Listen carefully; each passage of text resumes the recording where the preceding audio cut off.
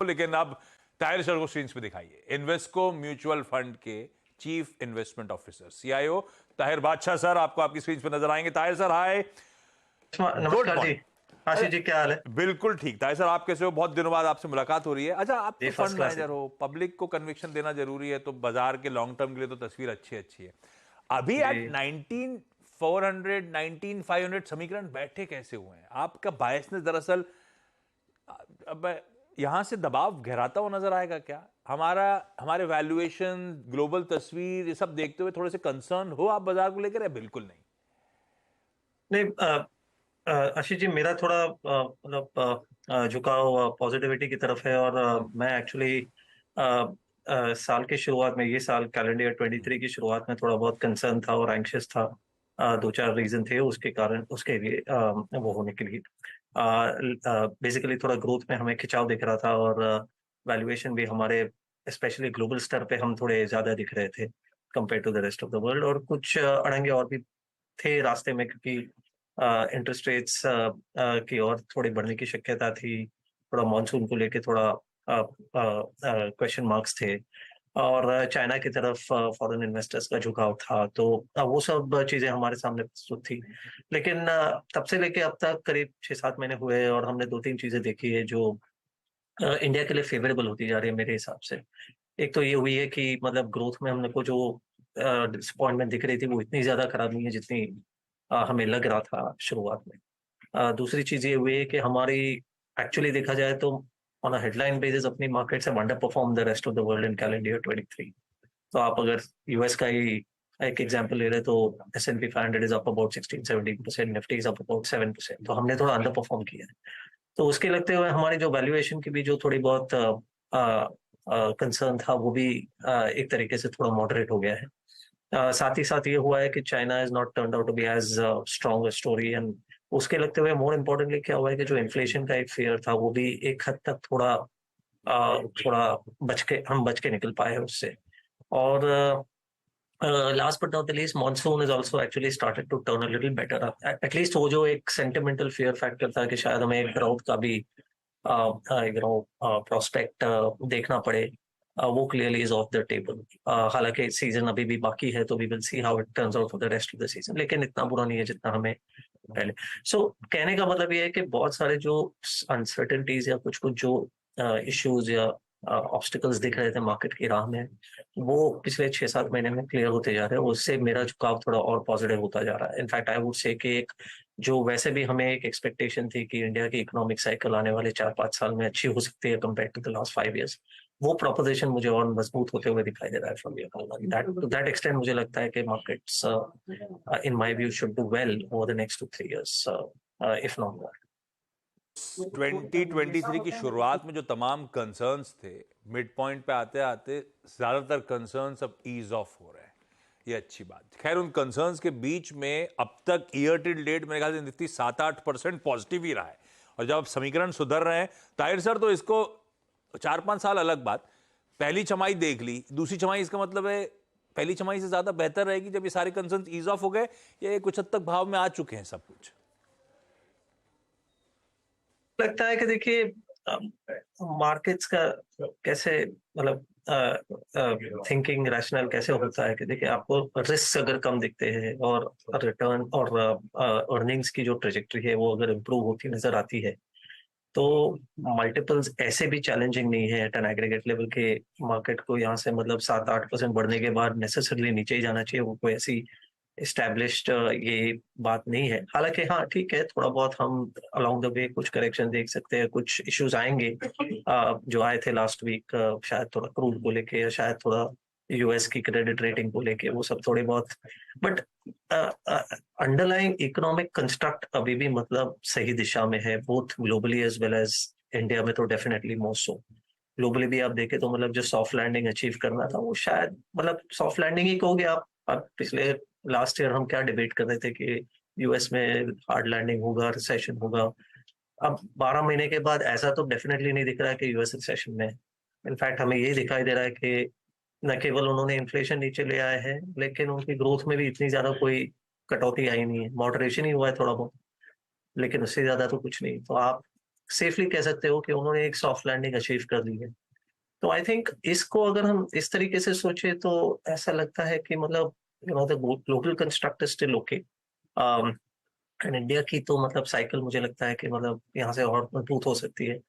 अभी तक हमने जो देखा है वो लार्जली इन्वेस्टमेंट साइकिल का मैनिफेस्टेशन देखा है इन द लास्ट 12-18 मंथ्स। लेकिन और कंजम्पशन थोड़ा वीक फुटिंग पे रहा है। लेकिन मुझे लगता है कि आने वाले साल में consumption also can join the party. तो वो होता है तो मुझे लगता है कि मार्केट थोड़ी ब्रॉड बेस हो सकती है and rally with some pauses in between. 7% बड़ा है तो 2% गिर जाएगा, ठीक है, 2-3% गिर जाएगा शायद। लेकिन अगर रास्ते में रोड ब्लॉक्स कम है तो मुझे लगता है कि should be a reasonably decent aggregate performance, अगर आप 12-15 महीने भी ले लें, अगर उससे ज्यादा न चाहते हो तो। ओके ताहिर जी, जैसे कि आपने ग्लोबल पिक्चर को बहुत स्ट्रांगली आप मानते हैं, आपने कहा कि यूएस ने एक सॉफ्ट लैंडिंग को अचीव कर लिया है, यूएस इकोनॉमी ठीक ठाक स्थिति में है।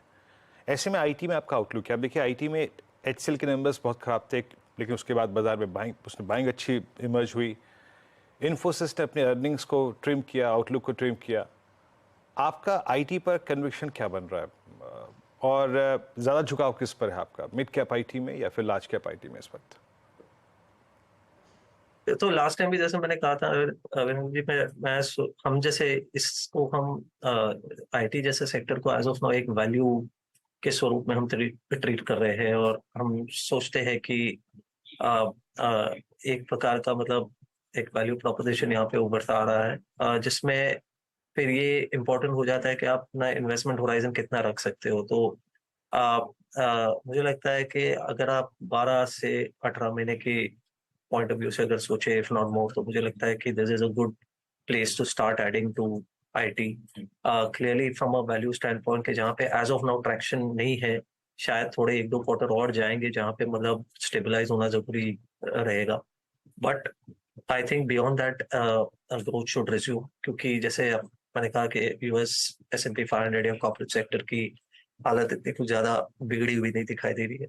और आप IT service, Indian IT services की अगर प्रक्रिया देखें, पिछले हमने देखा लास्ट क्वार्टर में भी, और अभी पिछले हाल ही के कुछ दिनों में भी हमने देखा है कि large companies are getting good large deals. कल ही एक अनाउंसमेंट हुई, कुछ दिन पहले और एक लार्ज कंपनी की अनाउंसमेंट हुई थी। तो ऐसे माहौल में अगर डील फ्लो अच्छे है और बड़े डील फ्लोज की बातें हो रही है और नतीजे दिख रहे हैं, so I think it is in at least market share gains का तो शायद जो प्रोपोजिशन है वो IT services, Indian IT services के लिए जारी है। तो और क्या है कि as of now IT services largely शायद कॉस्ट ऑप्टिमाइजेशन वाले जो प्रोजेक्ट्स है उसमें ज्यादा काम आ रहा है, और उसमें इंडिया माहिर है। India is known for cost optimisation more than discretionary. Discretionary का भी काम अच्छा हो रहा है, बट हम जैसे कि ट्रेडिशनली अपनी स्ट्रेंथ्स वहां पे ज्यादा रही है। सो नेचुरल बेनिफिशियरी तो हम जरूर है। वैल्यूएशन मैं नहीं कहूंगा कि सस्ते है, बट क्लियरली एक जो फ्रॉथ था वो निकल चुका है सेक्टर। तो एक वैल्यू के पॉइंट ऑफ व्यू से हम क्लियरली उसको हमारी वैल्यू स्ट्रेटजीज में धीरे धीरे करके रिप्रेजेंट कर रहे हैं और धीरे धीरे हमारा वेटेज बढ़ा। ऐसी सेक्टर की कोई चर्चा हुई ताहिर सर, इसी हफ्ते मेरे ख्याल से मैं किसी न्यूज़पेपर की लीड पढ़ा था, बड़ी इंटरेस्टिंग थी। एक दशक में क्या बदला, कि भाई 15,000 करोड़ रुपए की साल की एसआईपी फ्लो आते थे, आज एक महीने में इस तरह के फ्लोज आते हैं। इस तरह से पैसा हम लोग रिटेल चैनलाइज कर रहे हैं आप लोगों की तरफ। डिप्लॉय करना ईजी है या मुश्किल हो गया आजकल थोड़ा सा? और अगर डिप्लॉय कर रहे हो एडिशनल फंड्स को तो कहाँ प्रेफरेंस दे रहे हो ताहिर सर? नहीं, मतलब मैं कहूंगा कि ऐसे कोई बड़ी आफत नहीं है, मतलब इन terms of deployment. I I I think कुछ कुछ स्ट्रेटजीज में कुछ कुछ जगह मतलब थोड़ा देखिए, इट इज व्हीकल कभी कभार ऐसी स्थिति में आ जाता है या बड़ा हो जाता है कि प्रॉब्लम हो जाती है। बट एक व्हीकल बहुत बड़ा हो जाए तो उसका मतलब ये नहीं कि मार्केट में अपॉर्चुनिटी नहीं है। मार्केट में दूसरे व्हीकल्स है, दूसरे के लिए तो अपॉर्चुनिटी डेफिनेटली है ही। और आई थिंक जैसे मैंने कहा कि मतलब मार्केट्स ब्रॉडन होते जा रहे हैं, तो हमने जैसे कि पिछले 2 साल में मैं कहूँगा हमने काफी हद तक इंडस्ट्रियल्स कैटेगरी, और इंडस्ट्रियल में बहुत सारे सब सेगमेंट्स हैं, लेकिन ब्रॉडली मैं कहूँगा इंडस्ट्रियल्स, इंफ्रास्ट्रक्चर, इन्वेस्टमेंट लेड वाली जो जो प्रोपोजिशंस थे, सेक्टर्स थे, स्टोरीज थी, उसमें हमने ज्यादा झुकाव दिखाया और उसका हमें बेनिफिट भी मिला है। कंजम्पशन हमारे पास है, ऐसा नहीं है, लेकिन वहां पे हम इंक्रीमेंटली थोड़े झिझक रहे थे इन टर्म्स ऑफ इन्वेस्टमेंट्स, यहाँ हमारे पास अगर जो फ्लोज आते थे। लेकिन मुझे लगता है कि कैलेंडर ईयर 24 में वो छवि बदल सकती है थोड़ी, और we can see even consumption starting, क्योंकि इन्फ्लेशन मुझे लगता है कि will be somewhat more moderate compared to what it has been in the last 18 months. चाहे वो 5 हो या 6 हो, लेकिन 7-8 से तो डेफिनेटली मुझे लगता है कम ही रहेगा। तो एक तरीके से फॉर एग्जांपल रूरल मार्केट्स, जिसमें जहाँ पे मतलब इन्फ्लेशन और इंटरेस्ट रेट्स का दबाव और भी ज्यादा दिखाई पड़ता है, वो शायद थोड़ा मुझे लगता है कि सेटल हो जाएगा। पिछले 2-3 साल से rural markets have not perform, जो थोड़ा मानसून से भी जो सपोर्ट आ रहा है, I think that should be positive. तो I think consumption can become wider, तो वहां पे हम थोड़ा इंक्रीमेंटली एक अटेंशन देने की कोशिश कर रहे हैं। स्पेशली वहां पे स्टॉक्स की अंडर परफॉर्मेंस भी दिखाई दी, कंपनीज की अंडर परफॉर्मेंस भी दिखाई दी, तो एक रिवर्सल ट्रेड वहां पे बनता है। आईटी में जैसे मैंने कहा, हम वैल्यू खोज रहे हैं। मुझे लगता है हेल्थ केयर भी एक अच्छा सेगमेंट है, जो काफी मतलब मैं कहूँगा 2-3 साल से ऐसे कोई बड़ा परफॉर्मेंस नहीं आया है। और अभी हेल्थ केयर इंडिया में न केवल फार्मा रह गया, फार्मा है, बट हेल्थ केयर भी साथ में जुड़ रहा है। मतलब मैं कहूँगा hospitals, clinics, hospitals in particularly is a very interesting place, जहाँ पे इन्वेस्टमेंट अपॉर्चुनिटीज हमें दिखाई देती है। So I think segments clearly emerge हो रहे हैं, और मार्केट ब्रॉडन भी हो रहा है, नए अपॉर्चुनिटीज भी दिख रही है, आईपीओज भी आ रहे हैं, और आईपीओ में भी अच्छे खासे मतलब एक आईपीओ में भी एक ट्रेंड हमने देखी। 21-22 में हमने लार्ज कैप आईपीओ ज्यादा देखे थे, 22-23 में हम मिड कैप और स्मॉल कैप आईपीओ ज्यादा देख रहे हैं। तो नए नए बिजनेसेस सामने उभर के आ रहे हैं, कुछ अच्छे भी है उसमें से। So I think investment canvas is widening. अच्छा ताहिर सर, ये इन्वेस्को की जो इन डेप्थ रिसर्च होती है वो क्या कह रही है? ये टमाटर की कीमतें कब तक रिड्यूस होंगी? नहीं नहीं, टमाटर कम हो जाएगा तो प्याज बढ़ जाएगा, तो तो अच्छा ऑन वो सीरियस तो नोट, कल की पॉलिसी के बाद जो जी है था तो पॉज, पर वो थोड़ा सा लग रहा था हॉकिश सा पॉज। पिछले इससे पहले 2 पॉज थे, उनमें सबसे ज्यादा हॉकिश कल वाला था। इससे क्या समीकरण बदल रहे थे सर? आप लोग क्या पेंसिल इन कर रहे हो? ये अगर मैं कट की एक्सपेक्ट कर रहा था तो अभी नियर फ्यूचर में कोई कट नहीं आना ऐसा, या मतलब बेसिकली लॉन्ग पॉज की तरफ बढ़ रहे हैं, या दरों में बढ़त की तरफ बढ़ने की गुंजाइश आ गई है टेबल पे, आप लोग ऐसा मान रहे हो? कुछ समय से मैं कहूँगा 3-4 महीने से तो हमारा झुकाव इसी तरफ है कि देखिए थोड़ी बहुत ये वेजिटेबल या फूड इन्फ्लेशन को लेके थोड़ी बहुत ओवरऑल हेडलाइन इन्फ्लेशन में वॉलेटिलिटी दिखेगी, और शायद सेंट्रल बैंक्स न केवल इंडिया में बट इवन ग्लोबल स्तर पे भी उसी को लेके शायद थोड़ा मतलब कंफ्यूज है in terms of where to go next.